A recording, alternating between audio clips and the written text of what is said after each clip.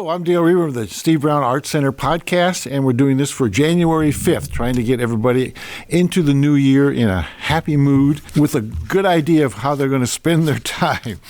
When I think of New Year's, I think of two different things. One is drinking, of course, and the other is resolutions. And so I thought I'd do a little bit of both for you. So my first reading... Sound like church, doesn't it? Brenda O'Malley, about an Irishman. Jim loves the Irish people. Brenda O'Malley is home making dinner when Tim Finnegan arrives at her door. "Brenda, may I come in?" he asks. "I've something to tell you." "Of course you can come in, Tim, but where's my husband?" "That's what I'm here to be telling you, Brenda. There was an accident down at the Guinness Brewery." "Oh, God, no," cries Brenda. "Please don't tell me." "I must, Brenda. Your husband, Seamus, is dead and gone. I'm sorry." Finally, she looked up at Tim. "How did it happen, Tim?" "It was terrible, Brenda. He fell into a vat of Guinness stout and drowned." "Oh, sweet Jesus. Did he at least go quickly?" "Well, no, Brenda, he really didn't. He got out 3 different times to take a pee." I keep waiting for Gillespie to laugh. He's doing something else. All right, another Irish joke. Funny, the drinking an Irishman. An Irishman walks into a bar in Dublin, orders 3 pints of Guinness, and sits in the back of the room, drinking a sip out of each one in turn. When he finishes them, he comes back to the bar and orders 3 more. The bartender asks him, "You know, a pint goes flat after I draw it. The beer would taste better if you bought one at a time." The Irishman replies, "Well, you see, I have 2 brothers. One is in America, the other in Australia, and I'm here in Dublin. When we all left home, we promised that we'd drink this way to remember the days when we drank together." The bartender admits that this is a nice custom and leaves it at that. The Irishman becomes a regular in the bar and always drinks the same way. He orders 3 pints and drinks them in turn. But then one day he comes in and orders 2 pints. All the other regulars notice and fall silent. When he comes back to the bar for another round, the bartender says, "I don't want to intrude on your grief, but I would like to offer my condolences on your loss." The Irishman looks confused for a moment, then a light dawns in his eyes and he laughs. "Oh, no," he said, "everyone's fine. I've just quit drinking." A Texan walks into a pub in Ireland and clears his throat to address the crowd of drinkers. He says, "I hear you Irish are a bunch of hard drinkers. I'll give $500 American to anybody in here who can drink 10 pints of Guinness back to back." The room is quiet and no one takes up the Texan's offer. One man even leaves. 30 minutes later, the same gentleman who left shows up and taps the Texan on the shoulder. "Is your bet still good?" asked the Irishman. The Texan said yes, and the bartender lines up 10 pints of Guinness. The Irishman tears into all 10 of the pints, drinking them back to back. The Texan gives the Irishman the $500 and says, "If y'all don't mind me asking, where did you go for that 30 minutes you were gone?" "Oh," the Irishman replied, "I went to the pub down the street to see if I could do it." All right, last one. This is a true one, this last one. A gorilla walks into a crowded bar, and being a huge gorilla, he has no trouble getting attention from the bartender and ordering. "I'll have a cosmopolitan, please," he says. The bartender figures the ape probably doesn't know any better about drink prices, and he says, "That'll be $12.50. To make small talk while making change, the bartender says, "Hey, we don't get many gorillas coming down in here ordering cosmopolitans." And the gorilla says, "At $12.50 a piece, I'm not surprised." And then this is not about drinking, but this is just for us old folks, old men. An 80-year-old man goes to a doctor for a checkup. The doctor tells him, "You're in terrific shape. I think you might live forever. How old was your father when he died?" The 80-year-old says, "Did I say he was dead?" The doctor is shocked. He asks, "Well, how old was your grandfather when he died?" The 80-year-old responds again, "Did I say he was dead?" The doctor is astonished. He says, "You mean to tell me you are 80 years old and both your father and your grandfather are alive?" "Not only that," says the old man, "my grandfather is 126 years old, and next week he is getting married for the very first time."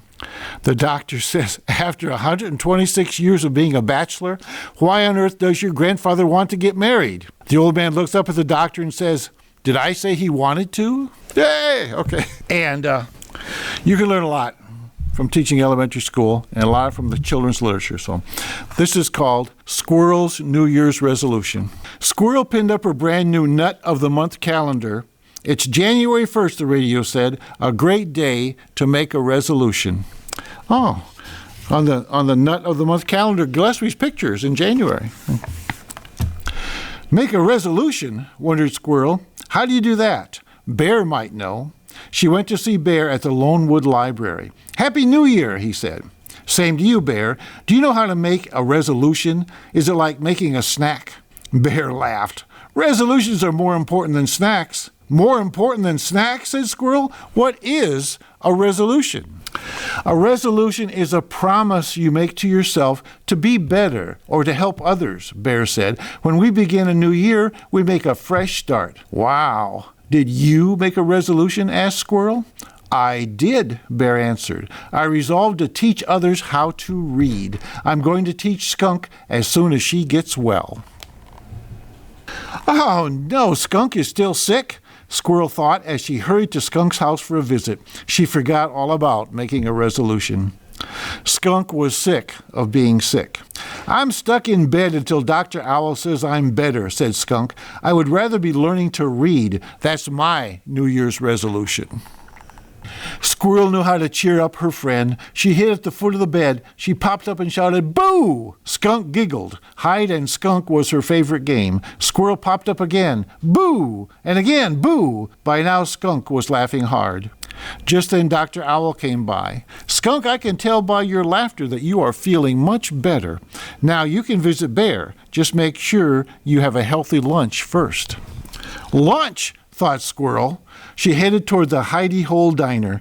Maybe someone there can help me with my resolution. On her way, she met Mole and Turtle. Mole was holding a map close to his nose. "What are you doing?" asked Squirrel. "Turtle and I resolved to plant a garden," said Mole, "but I can't find a good place to dig with all these trees." "Wait here," said Squirrel. She dashed up an oak tree and looked down. She spied Wildcat Creek and on its bank a perfect place for a garden.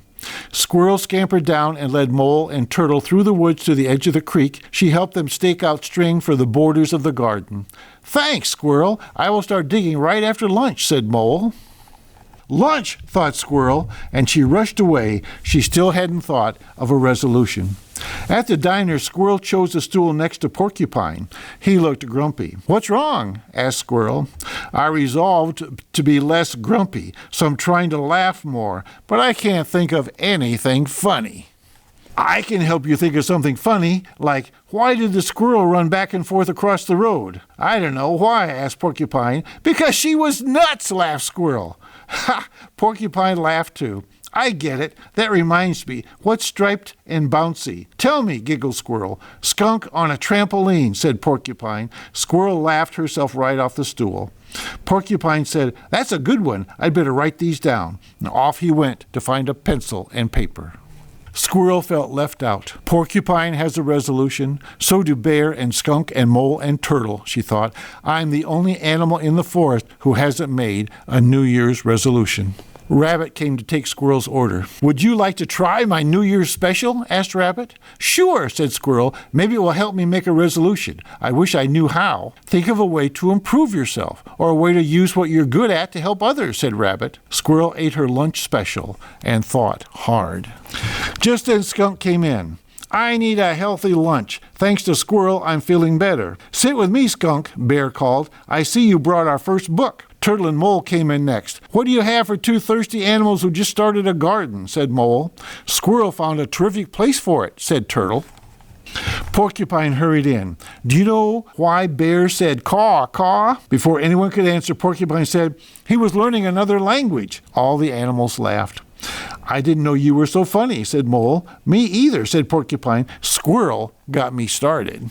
Rabbit said to Squirrel, "You're doing a good job on your resolution." "I didn't know I had one," said Squirrel. "Your actions are better than words. It looks like you resolved to help someone every day," said Rabbit. "Really?" asked Squirrel. "I did it? I made my very first resolution?" "Hooray for Squirrel!" shouted all the animals. It was going to be a very happy New Year because Squirrel said, "I resolved to help someone every day." And so that would be a good resolution for all of us. Hope the New Year is good to you, and thanks very much for supporting the Steve Brown Art Center. Bye-bye.